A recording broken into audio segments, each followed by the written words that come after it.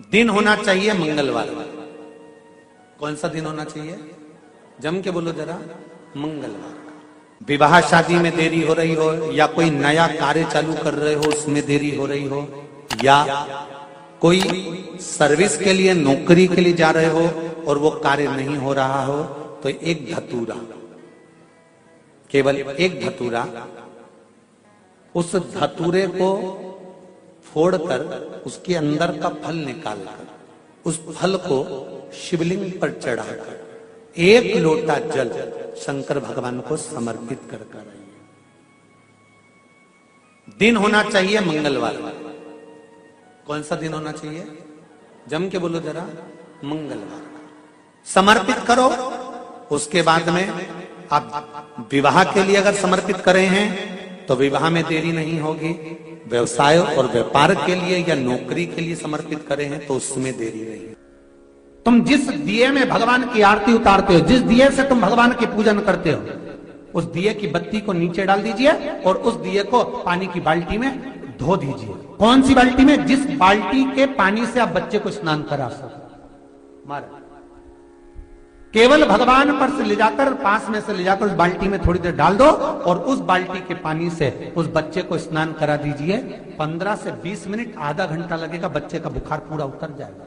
इतना विधान है दीप का। जब आप पशुपति व्रत कर रहे हो या कोई नियम धारण कर रहे हो या कोई आपने नियम उठा रखा है और वो कार्य आपका हो ही नहीं रहा, आपने 2 बार पशुपति व्रत कर लिए, आपने ये कर लिया, आपने प्रदोष कर लिया, आपने सोमवार कर लिया, आपने सारे अनुष्ठान कर लिए, बहुत सारे उपाय भी करे तो भी नहीं हो रहा है, तो इस बीच वाली पत्ती पर शहद लगाकर बाबा का जो शिवलिंग है उस शिवलिंग को इसको छुआ दीजिए या उससे चिपका दीजिए और उस पर अपनी हथेली रखकर कामना कर कर वापिस घर को आ जाइए। बाबा आपकी वो मुराद शीघ्र 3 महीने के अंदर पूरा कर ही देता है। ये तो 3 नियम अपनी जिंदगी में धारण कर लें। अगर ठेला लगा रहे हैं रोड पर, अगर आपके पास में कोई व्यापार नहीं, कोई दुकान नहीं, कोई सर्विस नहीं, कोई नौकरी नहीं, 3 नियम जिंदगी में। पहला, एक बार जिंदगी में पशुपति व्रत अवश्य करो। दूसरा, प्रत्येक प्रदोष एक शंकर जी के मंदिर में दिया और एक अपने घर के दरवाजे पर दिया अवश्य लगाओ, प्रत्येक प्रदोष। और तीसरा नियम बना लो, शिवरात्रि महीने की आती है, हर महीने की शिवरात्रि में शंकर जी के मंदिर पर दिया, बेलपत्री के वृक्ष के नीचे दिया, आंवले के वृक्ष के नीचे दिया और अपने घर के दरवाजे पर दिया। ये 4 स्थान पर दिया। प्रत्येक महीने की शिवरात्रि पर लगाना प्रारंभ करो। 4-5 शिवरात्रि निकलेगी, बाबा इशारा कर देगा और तेरी नैया पार। शिवलिंग है, जलाधारी है, पार्वती जी की मूर्त है, गणेश जी की भी मूर्ति है, कार्तिकेय जी की भी मूर्ति है, नंदी की भी मूर्ति है। तो किसी ने कहा कि गुरुजी हम जब शंकर जी को जल चढ़ाते हैं तो पार्वती जी को, गणेश जी को, कार्तिकेय जी को, नंदी को, सबको जल चढ़ाना चाहिए। शिव महापुराण की कथा कहती है केवल शिवलिंग पर आपने जो जल समर्पित करा है वो जल पार्वती जी को भी मिल गया, गणेश जी को भी मिल गया, कार्तिकेय जी को भी मिल गया। उसके सिवाय तुम्हें ये नहीं कि यहां भी जल चढ़ाओ वहां भी जल चढ़ाओ, ना, केवल शंकर जी पे तुमने जल चढ़ा दिया, शिवपिंडी पर जल चढ़ा दिया, वो जल तुम्हें शंकर भगवान का चढ़ा हुआ जल सबको प्राप्त हो गया। अब उसने तुम्हें ये नहीं सोचना कि मैंने पार्वती जी को तो स्नान कराया ही नहीं, मैंने गणेश जी को तो स्नान कराया ही नहीं, मैंने कार्तिकेय को तो स्नान कराया ही नहीं, ना ना ना। आज पंजाब की इस पवित्र भूमि पर अगर ये प्रसंग निकला है तो इसको आप अगर सुनेंगे तो आपका जीवन सार्थक होगा। शिव जी को 5 तरह से जल चढ़ाने का तरीका है।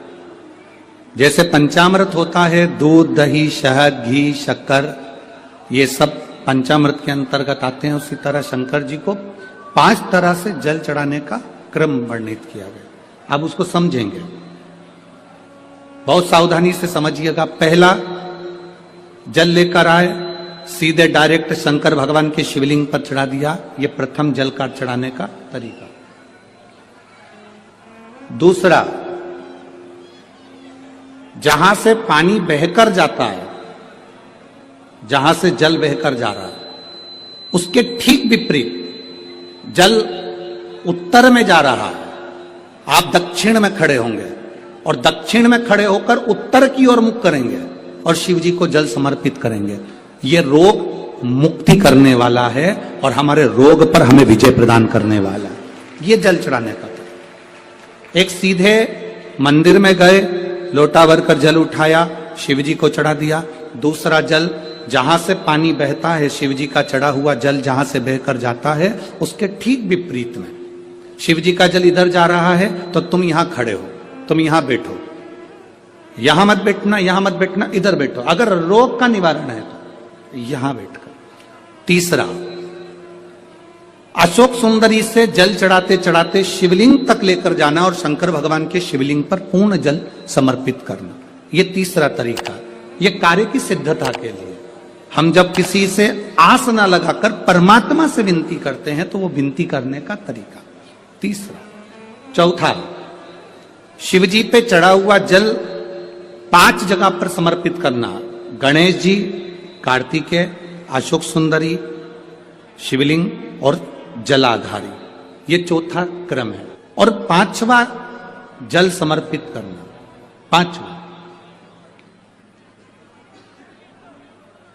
5वें नंबर का जल।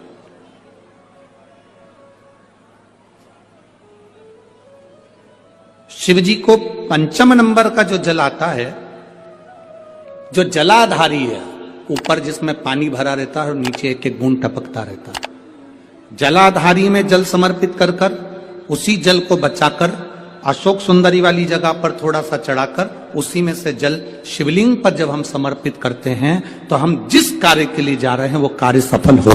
धतूरे का जो पुष्प है उसको 2 जगह पर समर्पित किया जाता है। अशोक सुंदरी के स्थान पर जो खिला हुआ भाग है उसको इस तरह से रखते हैं कि शिवलिंग की ओर उसका खिला भाग जाए, और डंडी का भाग इधर गणेश जी, कार्तिकेय जी और 33 कोटि जो देवी देवता हैं उस ओर उसका भाग जाए। एक। दूसरा, शिवलिंग पर जब हम धतूरे का पुष्प समर्पित करते हैं तो उस फूल का खिला हुआ जो भाग होता है उसका मुख हमारी ओर होना चाहिए। बहुत अंतर है महाराज। कनेर का पुष्प इससे विपरीत में चलता है। कनेर का जो पुष्प होता है उसकी डंडी का मुख हम अपनी ओर रख लेते हैं और खिला हुआ भाग महादेव की ओर कर कहते हैं जिसका व्यापार ना चले, व्यवसाय ना चल रहा हो, बहुत ज्यादा कष्ट में जीवन निकल रहा हो और बहुत ही ज्यादा तकलीफ हो रही हो, तो धतूरे को हल्दी में डुबोकर शंकर भगवान को 12 बजे समर्पित करें। उस धतूरे को वापस उठा लाएं 5-10 मिनट के बाद, श्री शिवाय नमस्तुभ्यम बोलकर लाल कपड़े में उसको बांधकर व्यापार वाली जगह में कहीं पर भी उसको बांध दिया जाए। व्यापार पीछे नहीं हटता, व्यापार अग्रण्य भाव में बढ़ता चले जाता है। महाराज, हल्दी में डुबोना पड़ता है। जलाधारी, अशोक सुंदरी वाला स्थान, ये जो जलाधारी है, बेटियों के स्थान से जलाधारी तक जो कनेर के माला बनाकर स्पर्श कर कर लगा देता है, शिवरात्रि के दिन प्रदोष काल के समय पर उस पति पत्नी में कितना भी झगड़ा हो रहा हो, आपस में प्रेम बनना प्रारंभ हो जाता है। अदालत का केस धीरे धीरे समाप्त हो। ये भी अलग अलग होते हैं। पहला दिया होता है पणाती दिया। मैं चैनल वालों से कहूंगा, अगर आपके पास में अगर, क्योंकि हमने पहले भी कथा में कहा कि जिस जिस जगह का स्मरण कराएं उस जगह का फोटो भी आप दिखाएंगे तो उसका आनंद कथा सुनने वालों को, ऑनलाइन वालों को मिलेगा। पहला होता है पणती दिया। ये पणती दिया मट्टी का दीप, जिस दीप के अग्रभाग को थोड़ा सा बड़ा कर दिया जाता है, उसको पणती दिया कहते हैं। ये पणती दिया जब भी भगवान के सामने लगाया जाता है तो इस दिए को सम्मुख में जब रखा जाता है तो दिए का जो लौकी मुख होता है वो अपनी ओर होना चाहिए। पणती दिए की जो लो है, बाती है, उसका मुख अपनी ओर होना चाहिए। विष्णु पुराण कहती है अगर इस दिए की बाती भगवान की ओर रहती है तो हमें तपन की अनुभूति होती है, पर इस दिए की बाती जब हमारी ओर होती है तो हमारे शरीर में कोई बड़ी बीमारी आने वाली होती है तो वो कट जाती है, पड़ती है। विष्णु पुराण में दूसरा दीप कहा गया है निरंजन दीप। विष्णु पुराण में दूसरे दीप का वर्णन निरंजन दीप। जिस निरंजन दीप में महाराज आपने देखा होगा डमरू जैसी आकृति होती है। अगर चैनल पे कथा देख रहे होगे तो इनके पास में अगर होगा तो अवश्य दिखाएंगे। निरंजन, इस निरंजन दीप में डमरू की आकृति होती है, रखने का भाग और ऊपर का भाग इस तरह से, और ऊपर उसमें दिए लगाए के लिए बाती का स्थान रहता है। किसी किसी में 5 कंगूरे होते हैं, किसी किसी में 6 कंगूरे होते हैं। इसको निरंजन दीप कहते हैं। महाराज विष्णु पुराण के 5वें अंश में लिखा गया निरंजन दीप भगवान के सम्मुख में राइट भाग में लगाया जाता है। भगवान का जो स्थान होता है, भगवान का जो मंदिर होता है, तो भगवान का राइट, आपका होगा लेफ्ट, क्योंकि आप भगवान के सामने बैठोगे तो भगवान का राइट, आपका लेफ्ट। तो आप जब लगाएंगे तो आप लेफ्ट में लगाएंगे, आपका लेफ्ट होगा और भगवान का वो भाग राइट के लाए, तो भगवान के सीधे हाथ की ओर लगता है। माना निरंजन, निरंजन दीप कभी भी तेल का नहीं लगता। माना निरंजन दीप कभी भी तेल का नहीं लगेगा। हाँ, यह हो सकता है कि बटी निरंजन जो दीप होता है उसमें तेल डाल सकते हैं। बटी निरंजन दीप जो होता है उसमें कंगूरे नहीं होते। बटी निरंजन दीप केवल गोल होगा, ऊपर से डमरू जैसी आकृति होगी, डमरू जैसा होता है ऊपर से, उसमें कहीं कंगूरे नहीं होते। महाराज अगर आप चैनल पे देख रहे होंगे तो बटी निरंजन दीप का भी वर्णन आपको दिखाया जा रहा होगा। बटी निरंजन जो दीप होता है वो केवल डमरू की आकृति में होता है, उसमें कोई कंगूरे नहीं होते। पर निरंजन जो दीप होता है उसमें कंगूरे होते हैं। तो जो निरंजन दीप होता है उसमें कभी तेल नहीं डाला जाता। निरंजन दीप को हमेशा घृत से ही लगाया जाता है। पर बटी निरंजन जो दीप होता है उसमें आप तेल डाल सकते हैं। बटी निरंजन दीप जो लगाएंगे वो तेल का लगा सकते, पर निरंजन में कभी तेल नहीं डाला जाता। क्यों नहीं डालते? विष्णु पुराण कहती है निरंजन दीप के अंदर अगर तेल की बाती लगाकर लगाया जाता है तो 1 रुपया कमाते हैं, 1.25 रुपये खर्च होगा। घर में 10 लोग भी कमा कर लाएंगे तो पैसा नहीं दिखेगा, घर में रुपया टिकता नहीं है। अर्थात निरंजन दीप में आप तेल की बाती लगा रहे हो, ये सिद्ध हो चुका है। और महाराज बटी निरंजन जो दीप होता है उसके अंदर आप तेल डालकर जला सकते हो। बटी निरंजन जो दीप होता है ये आप किसी भी स्थान पर लगाओगे, सबसे पहले पितृ इससे भाग ग्रहण करते हैं, देवता को देते हैं, देवता उससे भाग ग्रहण कर कर कुबेर को प्रदान करते हैं, कुबेर उससे भाग लेकर शिव को प्रदान करता है। भगवान शंकर बटु भैरव को कहकर घर का उद्धार करते, इसीलिए उसको कहते बटी निरंजन। इसमें कंगूरे नहीं होते। वहां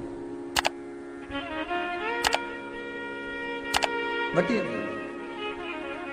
एक कुबेर निरंजन भी होता है, दिए में स्टैंड होता है, पकड़ने की जगह होती है, आगे उसमें चोंच लगी रहती है, उसको कुबेर निरंजन दीप कहते हैं। कुबेर निरंजन दीप महाराज जब भी जलाया जाता है, इस तरह का दिया अगर किसी के घर में हो कुबेर निरंजन, जिसमें स्टैंड होता है, ऊपर होता है, थोड़ा लंबा होता है, आगे लंबाई निकली रहती है। कुबेर निरंजन टीवी पर आप दर्शन कर रहे होंगे तो कुबेर निरंजन जो दीप होता है उसमें